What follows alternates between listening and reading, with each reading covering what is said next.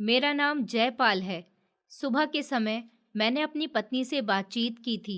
उसने मेरे लिए कपड़े निकाल कर दिए थे और मैं उन कपड़ों को पहनकर वॉक के लिए चला गया था।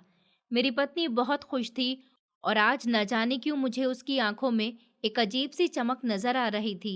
उसने मेरा हाथ थामकर कहा था कि जल्दी आ जाना, आज मैं आपके साथ नाश्ता करना चाहती हूँ। चाय बनाकर तैयार रखूंगी और आपका इंतज़ार करूंगी। मैंने कहा कि तुम फिक्र मत करो, आज मैं और दिनों से ज़्यादा जल्दी आ जाऊंगा। जब मैं वॉक करने गया तो वहां से वापसी पर मैंने सोचा कि अपनी पत्नी के लिए कुछ मीठा ले लेता हूँ। मैंने अपनी पत्नी के लिए मिठाई खरीदी और फिर जैसे ही घर के अंदर दाखिल हुआ तो ये देखकर मेरे पैरों तले से ज़मीन निकल गई कि मेरी पत्नी तो। आज मैं बहुत खुश था। मेरे इकलौते बेटे संदीप की शादी होने जा रही थी। संदीप मेरा और मेरी पत्नी शालिनी का लाडला और इकलौता बेटा था, बल्कि बहुत ही मन्नतों मुरादों के बाद उसने जन्म लिया था। हम दोनों की शादी को 7 साल हो गए थे, लेकिन अभी तक हमारे पास कोई औलाद नहीं थी। मेरी फैमिली में मेरे 4 भाई थे। चारों भाई शादी हो जाने के बाद अपने अपने परिवारों के साथ अलग अलग रहने लगे थे और उनके अलग घर भी थे। मैं सबसे छोटा था, इसलिए मेरे हिस्से में मेरे माता पिता आए थे। मेरे पिता का देहांत तो शादी के 1 साल बाद ही हो गया था, लेकिन माँ इस उम्मीद पर जिंदा थी कि वो किसी भी तरह अपने सबसे छोटे बेटे की संतान को अपनी आंखों से देख सके। मगर शादी के 7 साल होने के बावजूद भी मेरी पत्नी की गोद नहीं भर सकी थी। मेरी माँ हमेशा मेरी पत्नी को ताने दिया करती थी कि अभी तक तुमने मेरे बेटे को पिता नहीं बनाया है। मैंने कभी ना तो अपनी माँ के सामने अपनी पत्नी को बुरा कहा था और ना ही अपनी पत्नी के सामने अपनी माँ को बुरा कहा था। मैं उन दोनों को अपनी अपनी जगह समझाया करता था। मेरी माँ बहुत अच्छी औरत थी। वो मेरी पत्नी को निराश नहीं करना चाहती थी, मगर कभी कभी वो घर की वीरानी देखकर उदास हो जाती थी और सोचती थी कि अगर घर में कोई बच्चा होता तो कितनी चहल पहल होती। और मेरी पत्नी, जिसके हाथ में कुछ भी नहीं था, अगर वो चाहती तो कब की गर्भवती हो जाती। लेकिन ऊपर वाले को अभी हमें और इंतजार करवाना था। शालिनी मेरी एक अच्छी जीवन साथी साबित हुई थी। मेरी माँ के लाख ताने देने के बावजूद भी उसने हमेशा मेरी माँ का ख्याल रखा था, एक अच्छी बहू होने का फर्ज निभाया था और एक अच्छी पत्नी बनकर हमेशा मेरा साथ दिया था। वक्त गुजरता गया, हम हर डॉक्टर के पास गए, हर वेद के पास गए, यहाँ तक कि हर बड़े बड़े मंदिर में दर्शन भी करने के लिए गए थे, ताकि कहीं की प्रार्थना से तो हम माता पिता बन जाए। फिर एक वक्त ऐसा आया जब ऊपर वाले ने हमें ये खुशखबरी भी दे दी थी और हमारी जिंदगी में रंग बिखेर दिए थे। शालिनी ने जब ये खबर हमें सुनाई तो हमारी खुशी के ठिकाने नहीं थे। मैंने उस दिन पूरे मोहल्ले में मिठाई बांटी थी, अपने सारे दोस्तों को खुश होकर सुनाया था कि अब मेरे घर भी एक नन्हा मुन्ना मेहमान आने वाला है। मेरी माँ बहुत खुश हुई थी। उन्होंने पूरे 9 महीने मेरी पत्नी का बहुत ध्यान रखा था। घर में बच्चा आने की बहुत खुशियाँ मनाई जा रही थी। मेरी माँ हमेशा कहती थी कि जल्दी से मेरे जयपाल की संतान इस दुनिया में आ जाए। मैं उसकी शक्ल देखकर मर भी जाऊं तो मुझे कोई गम नहीं। 9 महीने का वक्त भी पूरा हो गया था। मेरी पत्नी के चेहरे पर भी हमेशा मुस्कुराहट रहती थी। हालांकि प्रेगनेंसी के समय उसे बहुत सारी दिक्कतों का सामना भी करना पड़ा था, मगर मैं और मेरी माँ हमेशा उसके साथ हैं और उसे तसल्ली दिया करते थे कि जो मेहमान घर में आने वाला है तुम उसकी माँ कहलाओगी। माँ बनने के नाम से शालिनी के अंदर हिम्मत आ जाती थी, क्योंकि वो भी काफी समय से माँ बनने की खुशी के लिए तरस रही थी। फिर एक समय ऐसा आया जब उसने प्यारे से बेटे को जन्म दिया। मेरी माँ ने तो फौरन उसे देखते ही अपने सीने से लगा लिया था। वो बहुत ही खुश हुई थी और उन्होंने उसे देखते ही उसका नाम संदीप रख दिया था। अपने इस बेटे से मेरी और मेरी पत्नी की बहुत सारी उम्मीदें जुड़ी हुई थी। बच्चा तो हमारे घर आ गया था। उसके हंसने रोने की आवाज़ घर में गूंजती थी। घर में जैसे रौनक हो गई थी और हम जो हमेशा से ही औलाद के लिए तरस रहे थे और हमारी ज़िंदगी उसके बिना अधूरी थी, उसने हमारी ज़िंदगी में आकर हमारी अधूरी ज़िंदगी को पूरा कर दिया था। मेरा बेटा मेरी और शालिनी की गोद में तो कम आया करता था, मेरी माँ ही उसका ख्याल रखती थी। संदीप के आ जाने के बाद ज़िंदगी बहुत खुशहाल लगने लगी थी। फिर धीरे धीरे संदीप 1 साल का हो गया, लेकिन इस 1 साल में मेरी माँ काफ़ी हद तक बीमार रहने लगी थी। कहते हैं ना कि कभी कभी इंसान को ज़्यादा खुशी बर्दाश्त नहीं होती। मेरी माँ, जो हमेशा अपने पोते में लगी रहती थी, अब खुद से हिम्मत हारने लगी थी। उनको बीमारी ने घेर लिया था और वो बिस्तर से लग गई थी। इस दौरान मैंने और मेरी पत्नी ने उनकी बहुत सेवा की थी। मेरे बाकी भाई और उनका परिवार भी हमारे घर आता था। मेरे बड़े भाइयों ने भी मेरी माँ की सेवा करने में कोई कमी नहीं छोड़ी थी। मैंने हमेशा से ही अपने माता पिता का बहुत कहना माना था और बड़े भाइयों के अलग होने के बाद भी अपने माता पिता को अपने साथ रखा था। इसलिए मरने से पहले मेरे पिताजी अपनी सारी जायदाद मेरे नाम कर गए थे। बड़े सभी भाइयों को तो उन्होंने अपने जीते जी उनके घर का करवा दिया था, मगर मुझे वो घर दिया था जिसमें मैं रहता था, और ये घर मेरे बाकी सारे भाइयों के घरों में सबसे बड़ा घर था। हमारी 3 दुकानें भी थीं, वो भी पिताजी मेरे नाम कर गए थे। मरने से पहले मेरी माँ का ज़ेवर भी माँ ने मेरी पत्नी के हवाले कर दिया था। हम सभी भाइयों में बहुत एकता थी। भले ही हम अपने-अपने घर से अलग रहते थे, लेकिन एक दूसरे के दिल में मोहब्बत बेशुमार थी। माँ के मर जाने के बाद ये मोहब्बत थोड़ी कम हो गई थी, क्योंकि जब तक मेरे माता-पिता ज़िंदा थे, तब तक मेरे भाई कभी-कभी हमारे घर पर आ जाते थे। लेकिन माँ के मरने के बाद उन्होंने कभी हमें पलटकर देखा ही नहीं। बस कभी किसी फंक्शन में मुलाकात हो जाती थी या फिर हम किसी की बीमारी में एक दूसरे को देखने के लिए चले जाते थे। बाकी सभी अपनी अपनी गृहस्थी में बिजी हो चुके थे। धीरे धीरे संदीप बड़ा होने लगा था और जब वो 3 साल का हो गया तो मेरी पत्नी को दोबारा से खुशखबरी मिली। इस बार मेरी पत्नी ने बेटी को जन्म दिया था, जिसका नाम मैंने इंदु रखा था। अब हमारा परिवार पूरा हो चुका था। हम अपने बच्चों में बिजी हो चुके थे। मैं और शालिनी अपने दोनों बच्चों से बराबर का प्यार करते थे। हमने उन दोनों की परवरिश में कोई कमी नहीं छोड़ी थी और उनकी हर ख्वाहिश पूरी की थी। बेटा 4 साल की उम्र से पढ़ने जाने लगा था और बेटी बहुत छोटी थी। जिंदगी में खुशियां ही खुशियां थी। मेरा कारोबार भी अच्छा चल रहा था। मेरी जिंदगी में कोई कमी नहीं थी। वक्त के साथ साथ बच्चे बड़े और समझदार हो रहे थे। मैं और मेरी पत्नी हर तरह से कोशिश करते थे कि उनको अच्छी सीख और अच्छे संस्कार दें। वैसे तो मेरे दोनों ही बच्चे बहुत समझदार थे और मैं यही चाहता था कि मेरे दोनों बच्चे समझदार ही रहें, दोनों भाई बहन में एकता बनी रहे। धीरे धीरे मेरे दोनों बच्चे बड़े होते गए। मैंने उन दोनों की पढ़ाई में कोई कमी नहीं छोड़ी थी। बेटी को तो हमेशा बेटे के समान रखा था। हमारे परिवार में बहुत मोहब्बत थी। संदीप की पढ़ाई पूरी हो गई तो मैंने उसे एक अच्छी कंपनी में नौकरी पर लगवा दिया था और इंदु अभी भी पढ़ाई कर रही थी। मेरी बेटी काफ़ी सुंदर थी और बेटा भी काफ़ी स्मार्ट था। मेरे मोहल्ले में ऐसे बहुत सारे मेरे दोस्त थे जिनके साथ मैं खाली टाइम में बैठकर चाय पिया करता था। मेरी पत्नी एक सुलझी हुई और समझदार औरत थी। अपने घर और परिवार से ही मतलब रखती थी। बाकी आसपास के लोगों से उसे कोई मतलब नहीं था। मोहल्ले की काफ़ी सारी औरतें उसके पास आया करती थी, इधर उधर की बातें करती थी, बुराइयां करती थी, मगर मेरी पत्नी उनकी बुराइयों में कभी शामिल नहीं हुई थी। हालांकि आने वाली हर औरत को इज्जत से बिठाया करती थी, चाय नाश्ता करवाती थी और उन्हें विदा कर दिया करती थी। शाम को जब मैं घर आता तो हम चारों एक साथ बैठकर पहले चाय पिया करते थे और फिर उसके बाद खूब सारी बातें किया करते थे। मुझे अपना यह हंसता खेलता परिवार बहुत अच्छा लगता था। एक दिन मेरे मोहल्ले के एक दोस्त चंपक लाल ने कहा, जयपाल, तुम्हारा बेटा जवान हो गया है। उम्मीद है ये बुढ़ापे में तुम्हारा सहारा बनेगा। मैंने कहा कि हाँ, बेटे तो पिता का सहारा ही बनते हैं और बेटियां विदा होकर एक दिन अपनी ससुराल चली जाती हैं। मुझे अपने बेटे से बहुत सारी उम्मीदें हैं। वैसे तो मैंने अपने बेटे को अपने कारोबार में शामिल नहीं किया है। कहाँ मेरा पढ़ा लिखा बेटा और मैं उसको अपना लकड़ी का कारोबार सौंप दूं।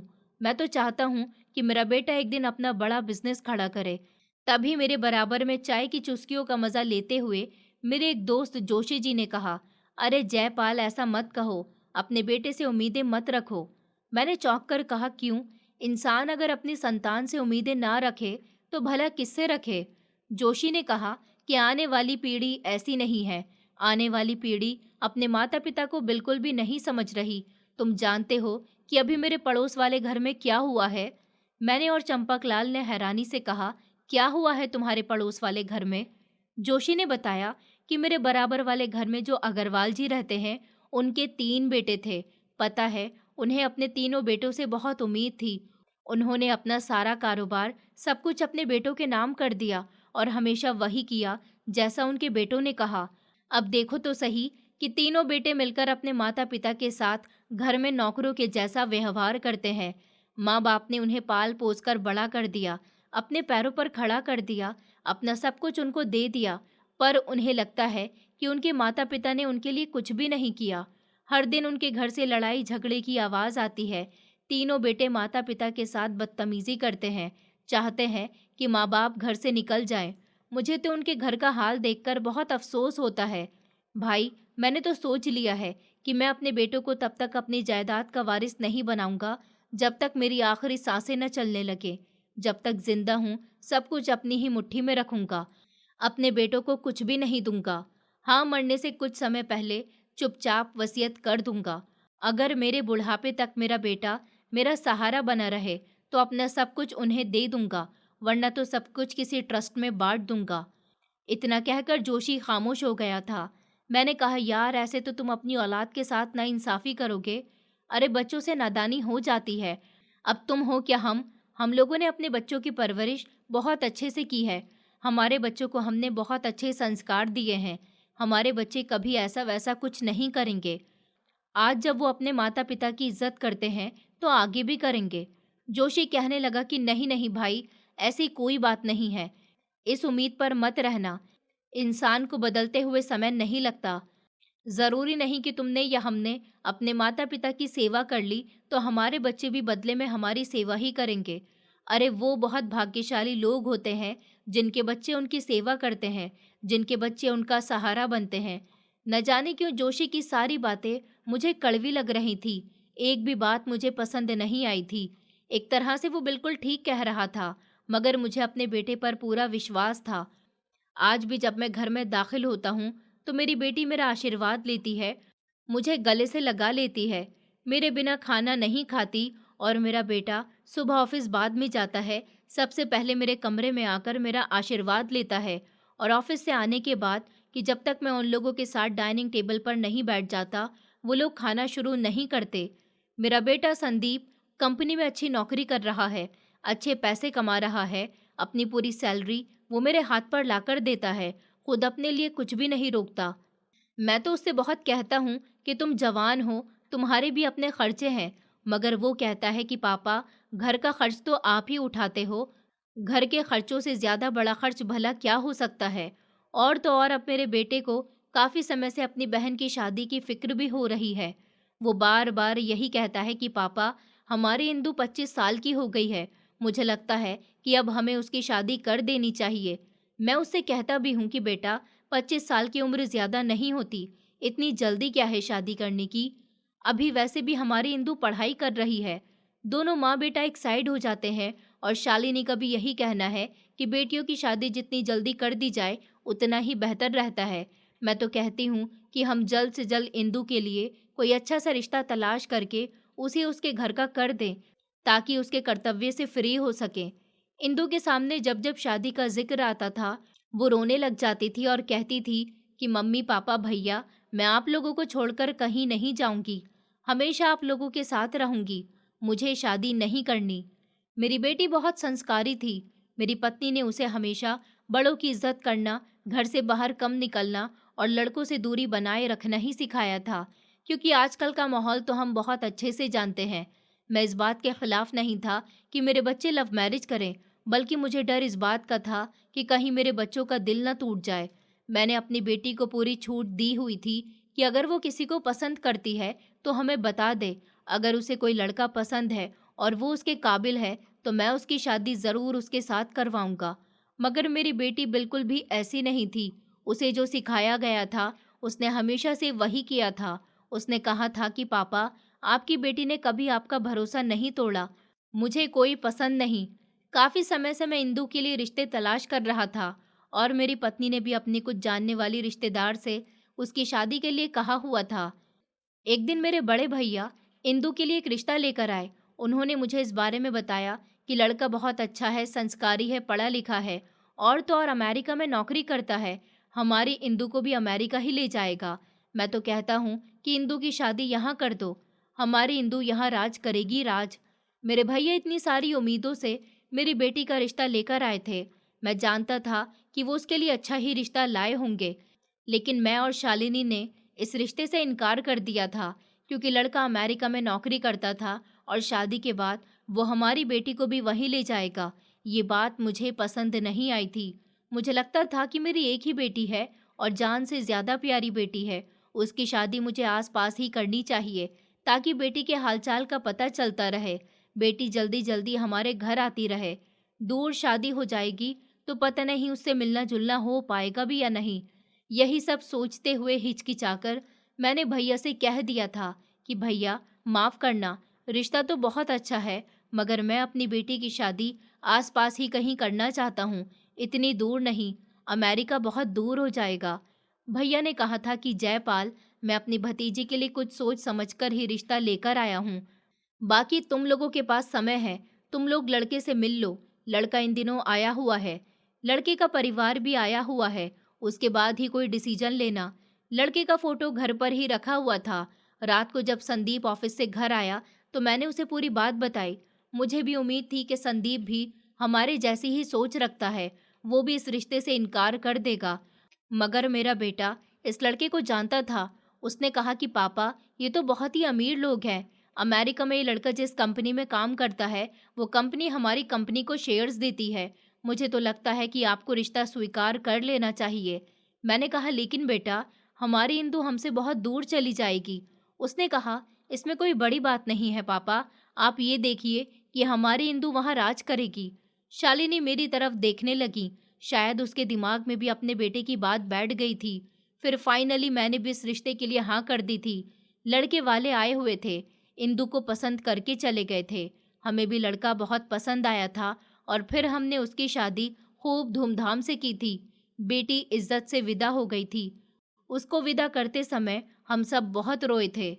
मैंने अपनी बेटी से कहा था कि तुम हमसे मिलने आती रहना, बहुत दूर जा रही हो, हमें भूल मत जाना। शादी के पूरे 15 दिन बाद इंदु और उसका पति अमेरिका चले गए थे।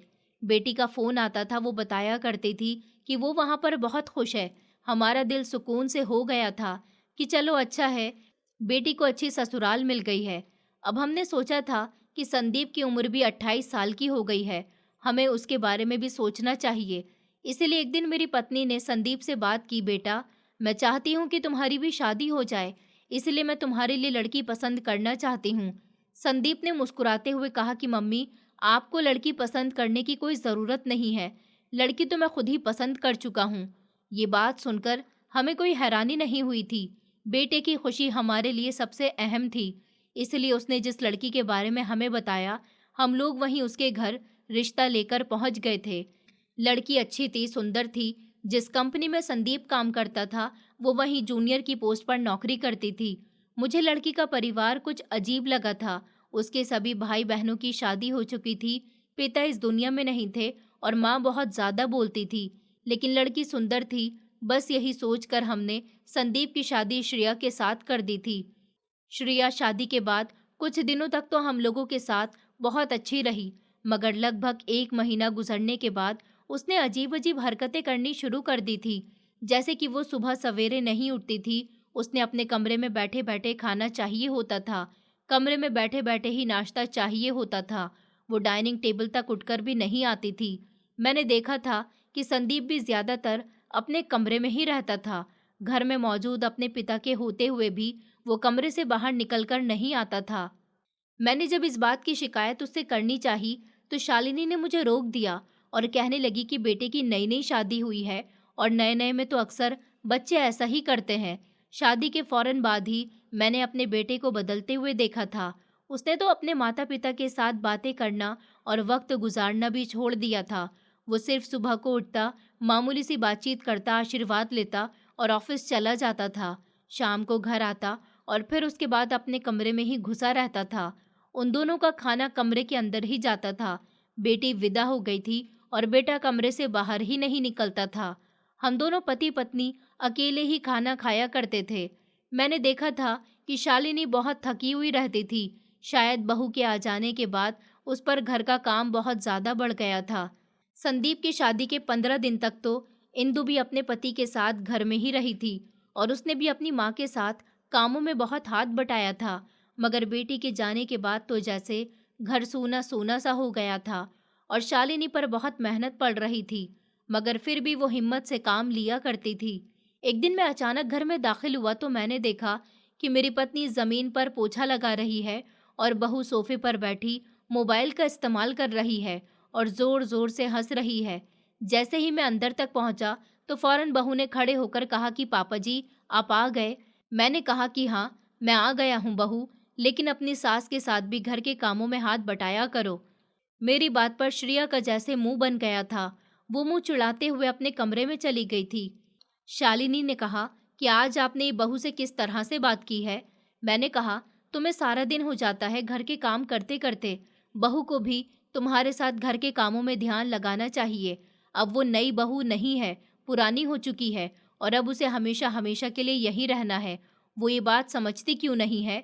शालिनी ने मेरे कंधे पर हाथ रखा और कहने लगी कि आप बहुत ज़्यादा भावुक हो रहे हो। ऐसी कोई बात नहीं है। मैं तो पहले भी घर के सारे काम करती थी ना, अब भी कर लेती हूँ, तो क्या हो गया? मैंने कहा नहीं, पहले तुम घर के काम अकेले नहीं करती थी, पहले तुम्हारे साथ काम करने वाली इंदु थी।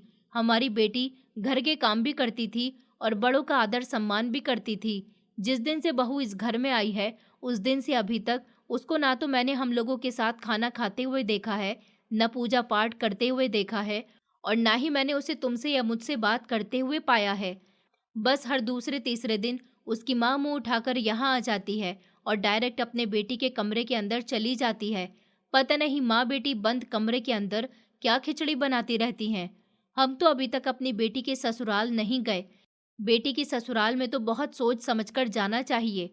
मेरी पत्नी ने मेरे कंधे को हल्के से दबाया और कहने लगी, बस बस, अपने गुस्से पर कंट्रोल करो। जैसा आप सोच रहे हो ऐसा कुछ भी नहीं है। आजकल की बहुएं अपनी मर्जी से जिंदगी जीना चाहती हैं, हमें भी क्या मतलब है? बच्चे हैं, सुधर जाएंगे। वो बात तो जैसे तैसे खत्म हो गई थी, लेकिन रात को संदीप का रूप देखने वाला था। हालांकि मैंने बहू से ऐसी भी कोई बात नहीं की थी जिसका उसने बतंगड़ बनाकर संदीप को सुनाया था। संदीप ऑफिस से आने के बाद कमरे में घुस गया था और उसके बाद जब वो कमरे से बाहर निकला तो उसके चेहरे पर गुस्सा साफ नजर आ रहा था। वो मेरे कमरे में आया और कहने लगा कि पापा, ये क्या हरकत है? आपने नई बहू से किस तरह की बात की है? आपको क्या लगता है कि श्रेया कोई काम नहीं करती? अरे वो मम्मी के साथ घर के काम करना चाहती है, मगर मम्मी ही उसे मना कर देती हैं। संदीप की इस बात पर शालिनी ने चौंक कर अपने बेटे की तरफ देखा था। मैं जानता था कि वो अपनी पत्नी की कही हुई बातें दोहरा रहा है। मेरे बेटे ने कभी मुझसे या अपनी माँ से ऊंची आवाज में बात नहीं की थी, मगर अपनी पत्नी की तरफदारी करते हुए उसकी नज़रों में बदलता हुआ रवैया मैं अच्छी तरह से देख चुका था। मैंने कहा, बेटा, श्रेया हमारे घर की बहू है, हमारी इज्जत है। मैंने उसे कुछ नहीं कहा था, सिर्फ इतना कहा था कि तुम घर के कामों में मन लगाया करो, और तुम ये किस तरह मुझसे बात कर रहे हो? इस पर संदीप ने अपनी नज़र झुकाते हुए कहा था कि पापा, ये घर की औरतों का मैटर है। वो काम करना चाहती हैं या नहीं चाहती, आपको इस मामले में नहीं बोलना चाहिए। इतना कहकर वो मेरे कमरे से निकल गया था। लेकिन मुझे आज विश्वास हो गया था कि मेरा वो बेटा, जिस पर मैं हमेशा गर्व करता था कि वो कभी नहीं बदलेगा, शादी के सिर्फ कुछ दिनों बाद ही वो बदल गया था। मैंने सोचा कोई बात नहीं, वक्त के साथ साथ सब कुछ ठीक हो जाएगा, लेकिन कुछ भी ठीक नहीं हुआ था। मेरे बेटे का बर्ताव दिन ब दिन बदलता जा रहा था। उसकी नज़रों में उसकी माँ माँ नहीं रही थी और पिता पिता नहीं रहा था। श्रेया की माँ हर रोज़ हमारे घर आया करती थी। मैंने देखा था कि वो आधा दिन हमारे घर पर रहती और आधा दिन अपनी बेटी को अपने साथ लेकर चली जाती थी। मैं या मेरी पत्नी कुछ भी किसी से भी नहीं कह सकते थे, क्योंकि हम जानते थे कि उन दोनों माँ बेटी ने हमारे बेटे को अपने कब्जे में कर लिया है। अब हमारा बेटा हमारा नहीं रहा था। इंदु से हमारी फ़ोन पर बात होती थी, वो हमारे हालचाल पूछती रहती थी, मगर हमने उसे कभी भी घर के हालात के बारे में कुछ नहीं बताया था। हालांकि वो भी नोटिस करने लगी थी कि जब से उसकी भाई की शादी हुई है, तब से उसका भाई उसके हालचाल तक नहीं पूछता, उसे फ़ोन नहीं करता, उसे घर आने का नहीं कहता। ये बात शालिनी ने संभाल ली थी और कहा था कि बेटी, तुम्हारा भाई अपनी गृहस्थी में घिर गया है। तुम्हें अपने भाई के कहने का इंतजार करने की कोई ज़रूरत नहीं है। अभी तुम्हारे माता पिता जिंदा हैं, तुम जब चाहे अपने मायके आ सकती हो। घर का बदलता हुआ माहौल था। जिस घर में हमेशा बच्चे इधर उधर हंसी मजाक करते रहते थे। अब वही बच्चे अपनी जिंदगी में बिजी हो गए थे और हम दोनों पति पत्नी सिर्फ एक दूसरे के साथी और एक दूसरे का सहारा थे। मेरे पीछे घर में बहुत कुछ होता था। शायद शालिनी की श्रेया से कई बार लड़ाई भी हो गई थी, मगर मुझे वो कुछ नहीं बताया करती थी कि झगड़ा किस बात पर हुआ था, क्या हुआ था, कुछ भी नहीं। हाँ, मगर मैं ये ज़रूर महसूस कर रहा था कि जिस दिन से घर में बहू आई है, मेरी पत्नी की सेहत दिन ब दिन गिरती जा रही है। घर का सारा काम उसे करना पड़ता था। ऊपर से बहू के बहुत नखरे थे। बहू को अपनी सास के हाथ का बना खाना पसंद नहीं आता था। कभी कभी मेरी पत्नी को कई तरह के खाने बनाने पड़ते थे, सबके कपड़े धोने पड़ते थे, पूरे घर की सफाई करनी पड़ती थी। और जब श्रेया की माँ आ जाती थी तो श्रेया बार बार अपनी सास को चाय नाश्ता लाने के लिए कहती थी। घर में इतना सब कुछ होता था, मेरी पत्नी को नौकरानी बनाकर रख दिया गया था, मगर मुझे ये सब नहीं पता था। वैसे भी अब शालिनी की उम्र हो गई थी, उम्र तो मेरी भी हो गई थी। हड्डियों में इतनी जान नहीं रही थी कि मैं कोई काम काज कर सकूं, मगर फिर भी दुकान पर जाया करता था। लोग कहते थे कि भैया जी, अब दुकान पर आना जाना बंद कर दो, अब तो बेटा इस काबिल हो गया है कि आप घर में बैठकर आराम करो और बेटा आपको कमाकर खिलाएगा। मुझे अपने बेटे से उम्मीद तो कुछ इसी तरह की थी, पर उसने शादी होने के बाद कभी अपने पिता या माँ से दो पल बैठकर बात ही नहीं की थी। घर में जो कुछ भी हो रहा था वो मैं और मेरी पत्नी खामोशी से नज़रअंदाज करते थे और सोचते थे कि शायद आजकल की पीढ़ी अपने बूढ़े माता पिता के साथ यही कर रही है। मगर फिर भी मुझे लगता था कि अभी मेरे बाजुओं में इतना दम है कि मैं अपना और अपनी पत्नी का ख्याल खुद रख सकता हूँ। बेटा तो अपनी पत्नी के साथ बिजी है, पत्नी को शॉपिंग करवाना, पत्नी के साथ फंक्शन अटेंड करना, ये सब उसके लिए मामूली सी बात हो गई थी।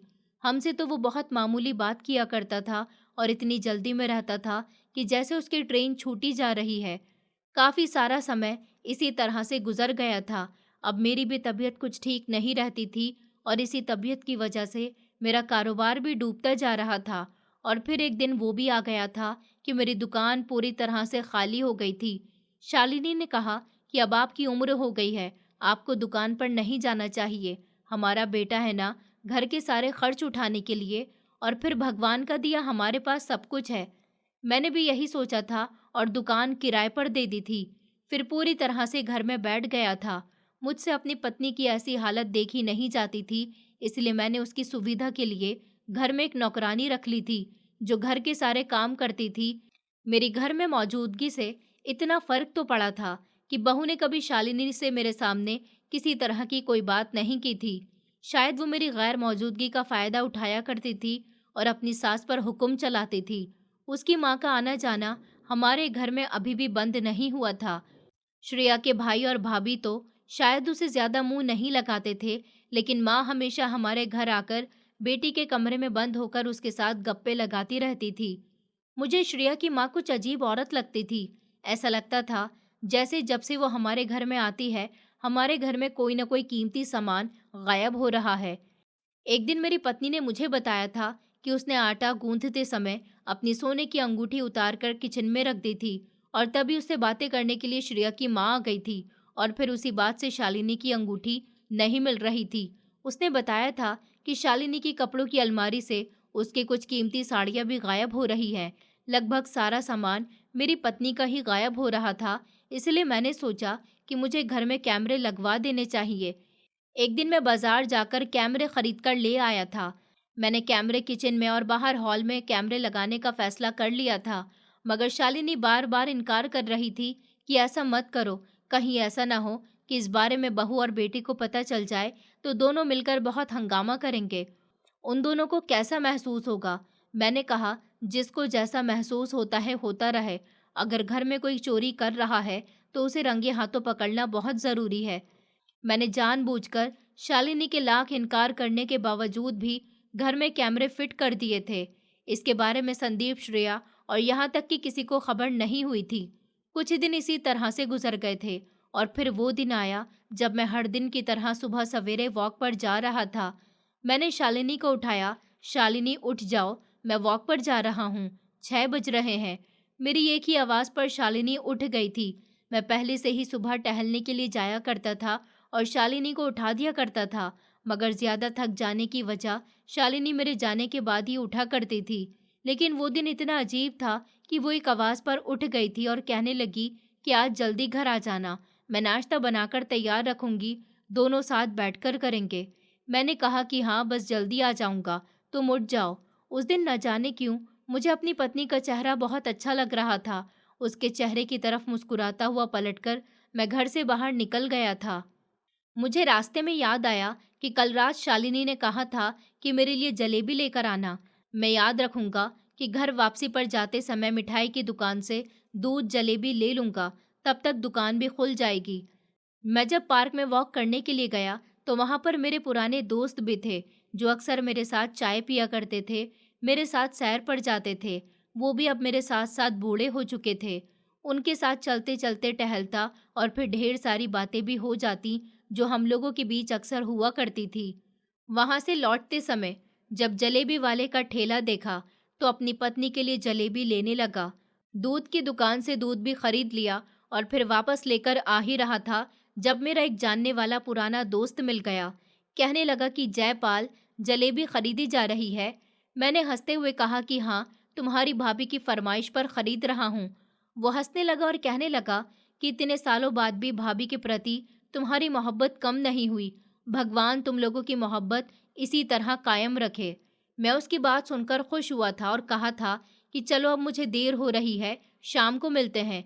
इतना बोलकर मैं चल दिया था।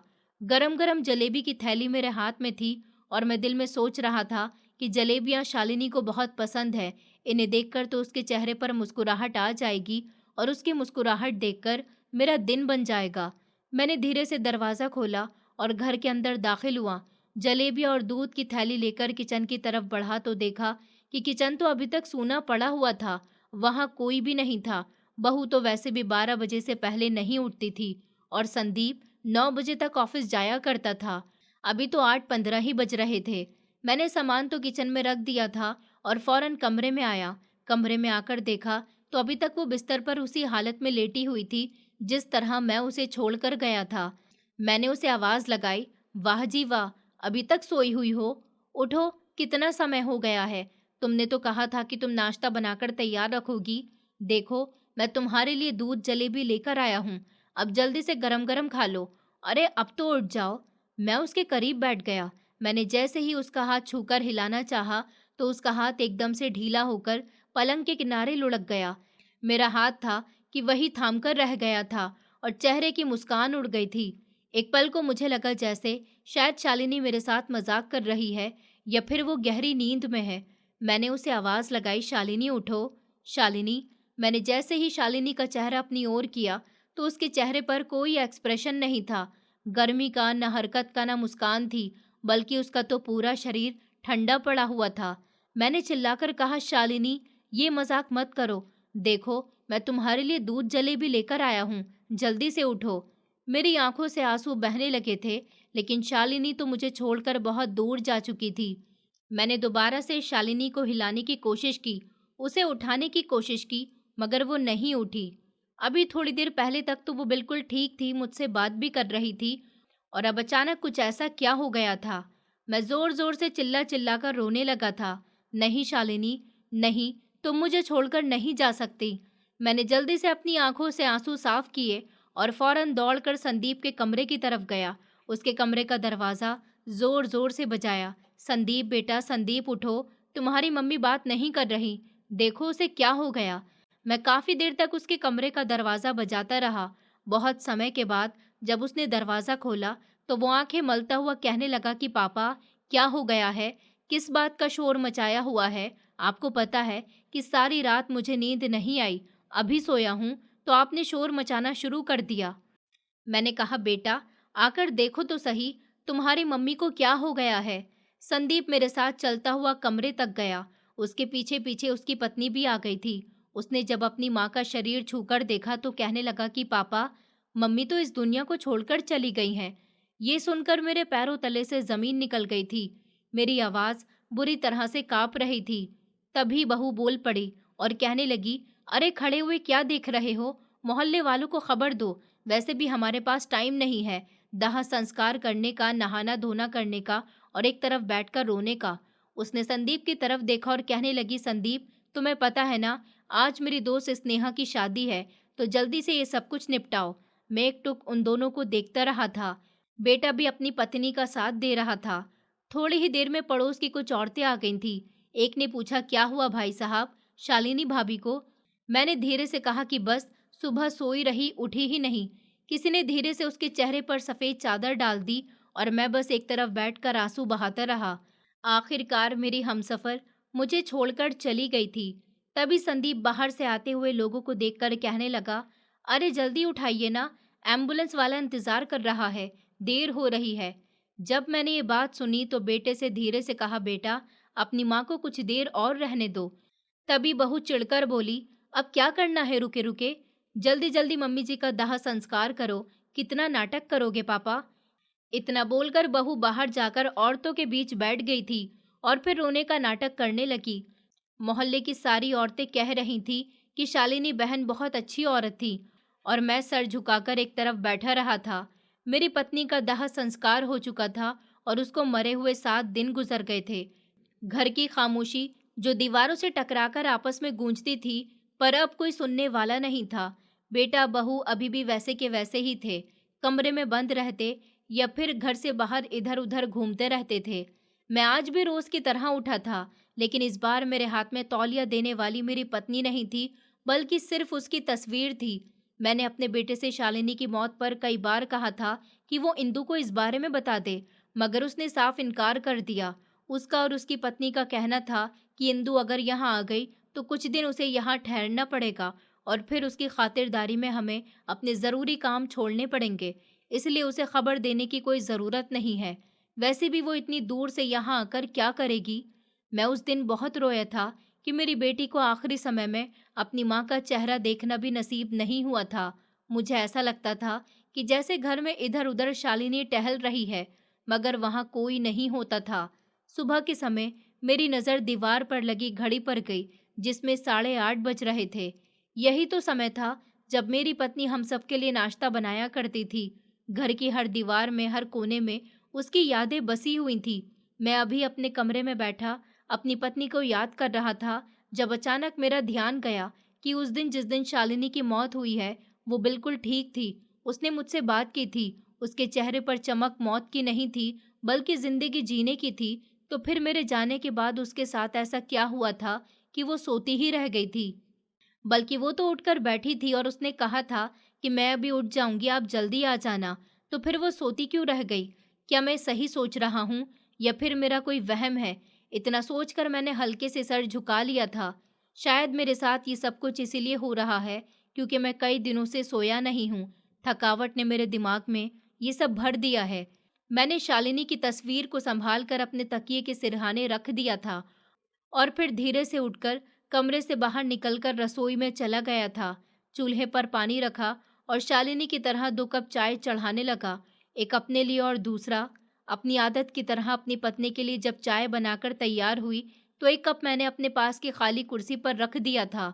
थोड़ी देर में चुपचाप बैठा रहा। मुझे नहीं पता था कि अपनी पत्नी के बिना भी मुझे ऐसा समय देखना पड़ेगा।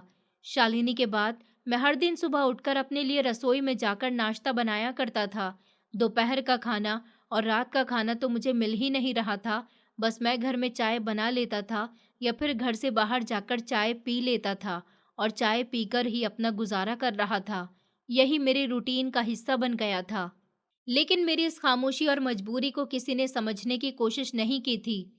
एक शाम मुझे बहुत तेज की भूख लग रही थी। मैं धीमे धीमे कदमों से उठकर किचन में चला गया था। आज भूख इतनी तेज थी कि पेट की सुन्नी पड़ गई थी। बहू तो कोई काम करती नहीं थी। बहू को नौकरानी के हाथ का खाना पसंद नहीं आता था, इसलिए उसने नौकरानी से कहा था कि वो सिर्फ डस्टिंग किया करे, खाना हम बाजार से मंगवा लिया करेंगे। वो लोग खाना अपने लिए बाजार से मंगवा लेते थे और मेरी तो किसी को कोई परवाह ही नहीं थी। मजबूरन मैंने ही एक छोटे से भगोने में दाल और चावल धोए और फिर खिचड़ी पकने के लिए रख दी थी। तभी पीछे से श्रिया की तेज आवाज गूंजी। उसने कहा, पापा, आपको थोड़ी देर सब्र नहीं होता? ऐसी भी क्या जल्दी है कि आप इतनी जल्दी किचन में घुस गए? मैंने पलटकर देखा, मगर श्रिया को कोई जवाब नहीं दिया। उसने कहा, आपको क्या लगता है कि मैं आपके लिए खाना नहीं बनाती? अरे मैं नहीं बनाती तो क्या हुआ, बाजार का खाना आपके लिए मंगा लेती हूँ, मगर फिर आपका बेटा कहता है कि पापा को बाजार का खाना डाइजेस्ट नहीं होता। लोग क्या कहेंगे कि बहू ससुर को खाना नहीं देती, लेकिन किसी को क्या पता कि मेरा ससुर कितना चटोरा है। हर वक्त कुछ न कुछ खाने को चाहिए। उनकी भूख तो जैसे कभी खत्म ही नहीं होती। मेरे हाथ ठिठक गए। एक पल को मेरा चेहरा सख्त हो गया था, लेकिन फिर आंखें झुक गई थी। गुस्सा तो बहुत आ रहा था, लेकिन मैं श्रेया को मुंह नहीं लगाना चाहता था। मुझे पता था कि श्रेया वो लड़की है जो छोटी सी बात पर पूरे घर का माहौल बिगाड़ देती है। सच ये था कि मैंने कई दिनों से ठीक से खाना नहीं खाया था। जब से मेरी पत्नी की मौत हुई थी, मेरी भूख जैसे खत्म ही हो गई थी। मैं चुपचाप खिचड़ी बनाने लगा। पीछे से संदीप की आवाज आई, क्या हुआ श्रेया, क्यों चिल्ला रही हो? श्रेया फौरन पलटकर शब्दों में कहने लगी, देख लो अपनी आंखों से अपने बाप को किचन में घुसकर अपने लिए खिचड़ी बना रहे हैं। पूरा किचन गंदा कर दिया है, दाल बिखरी पड़ी है और भगोना जला दिया है। नौकरानी तो सुबह सफाई करके चली गई, अब ये साफ कौन करेगा? मैं उसकी बातों पर ध्यान नहीं दे रहा था और चुपचाप खिचड़ी प्लेट में निकाल रहा था। तभी बेटे ने गुस्से से मेरी तरफ देखा और कहने लगा, पापा थोड़ा सा सब्र नहीं है? अभी मैं थोड़ी ही देर में बाजार जाने वाला था, आपके लिए भी खाने का कुछ न कुछ ले आता। मैंने उसकी बात का कोई जवाब नहीं दिया था और चुपचाप खाने की थाली लेकर कमरे की तरफ बढ़ गया था। श्रेया जो कभी शालिनी के होते हुए मेरे सामने आवाज तक नहीं निकालती थी, अब उसके जाने के बाद वो मेरी मजबूरी का पूरी तरह से फायदा उठा रही थी।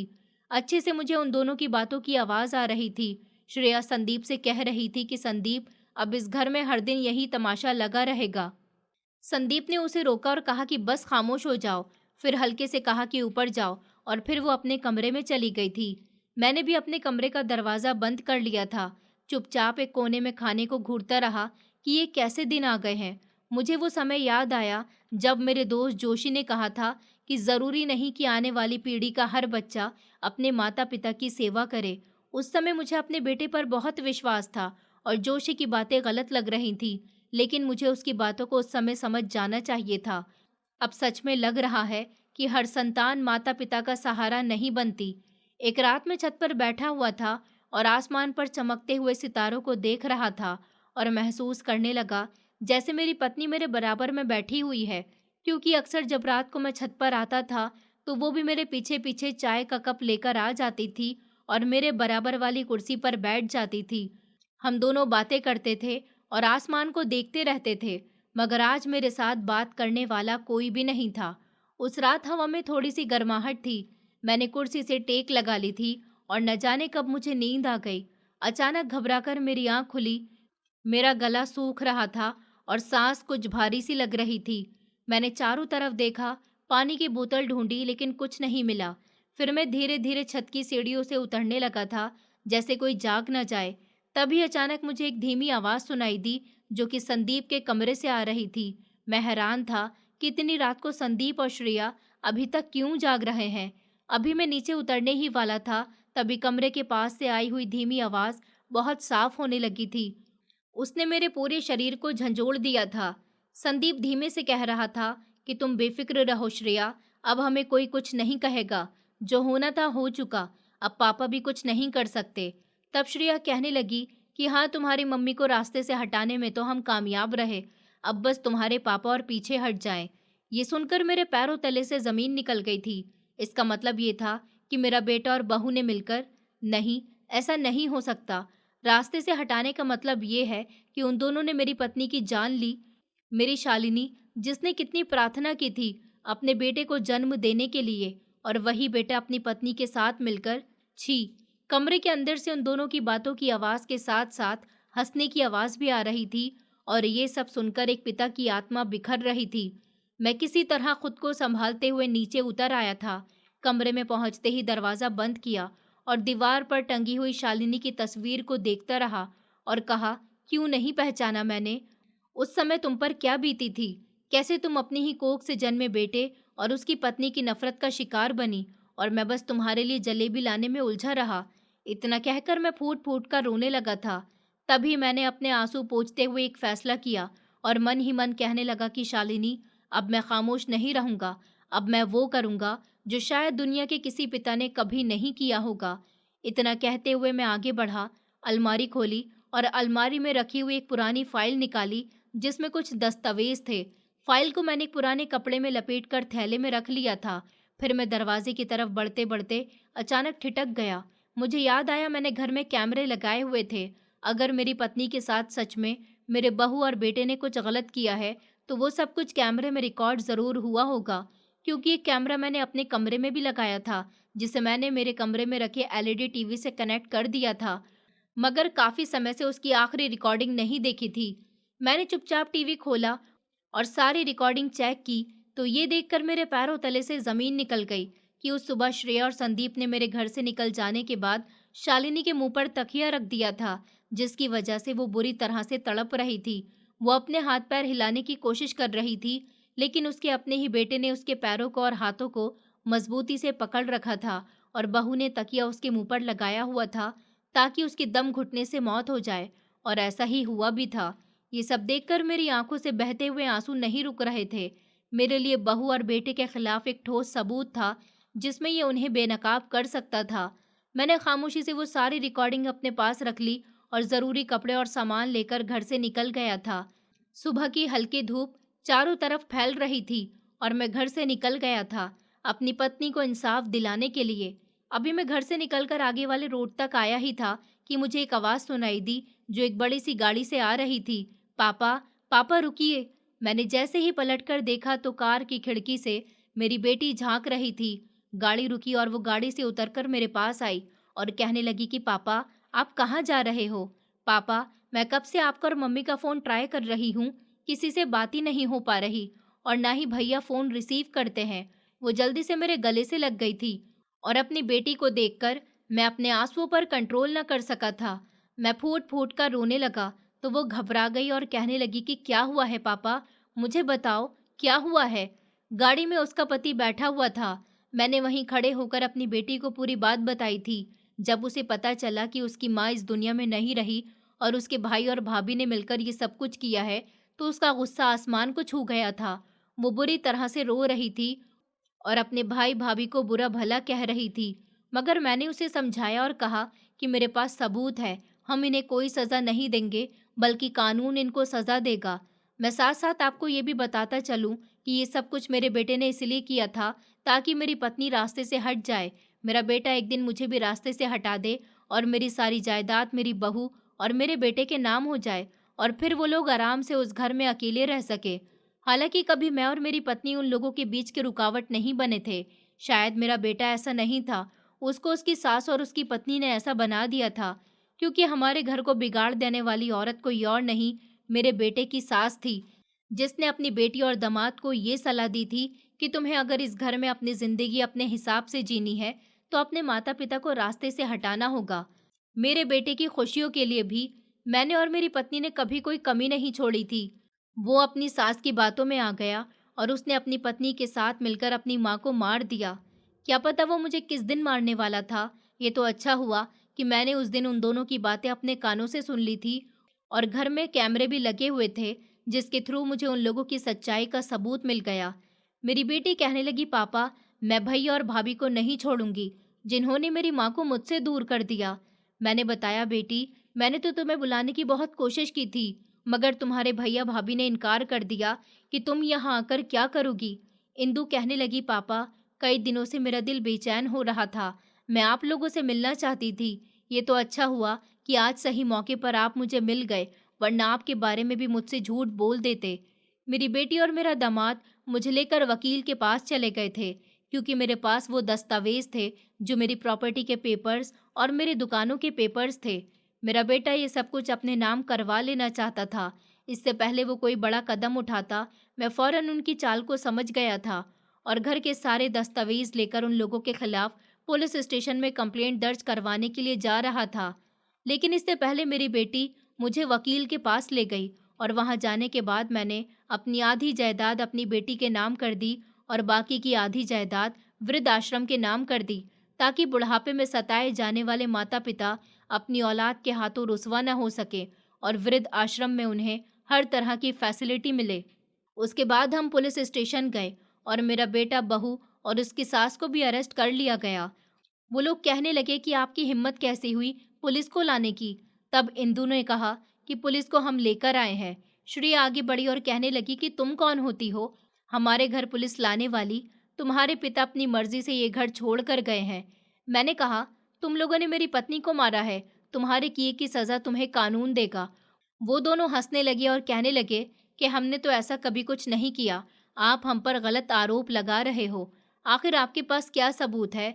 जब उनको सीसीटीवी फुटेज दिखाई गई तो उनके होश उड़ गए। उन्हें यकीन नहीं था कि घर में कैमरे लगे हुए हैं। उस फुटेज में किस तरह से उन्होंने मेरी पत्नी को मारा, वो सब कुछ था, जिसे देखते ही पुलिस ने मौके पर उन दोनों को अरेस्ट कर लिया।